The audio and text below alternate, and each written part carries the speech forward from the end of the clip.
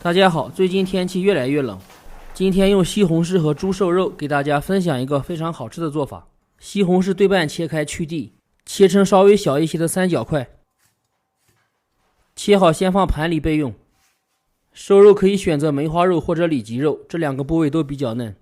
先切成块，再切成大一点的片，厚度是硬币厚度就可以。切片的时候尽量逆着纹路，这样吃起来不会塞牙。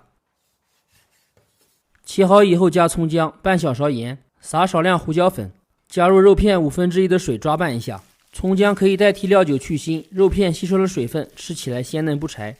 抓至肉片有一点胶质感就可以了。放少量食用油，可以让肉片更嫩滑，还可以封锁水分。腌制15分钟。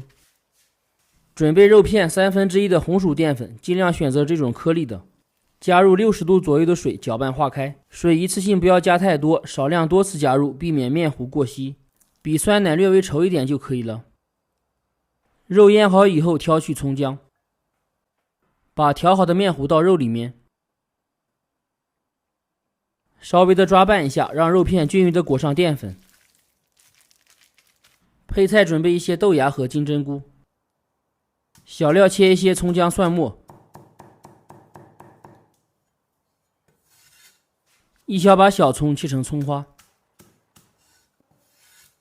接下来锅里面倒油，油热以后下入葱姜蒜末炒出香味，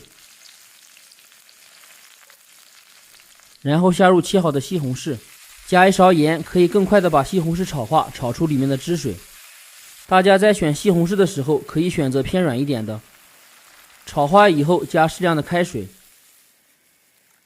烧开以后煮几分钟，下入准备好的配菜。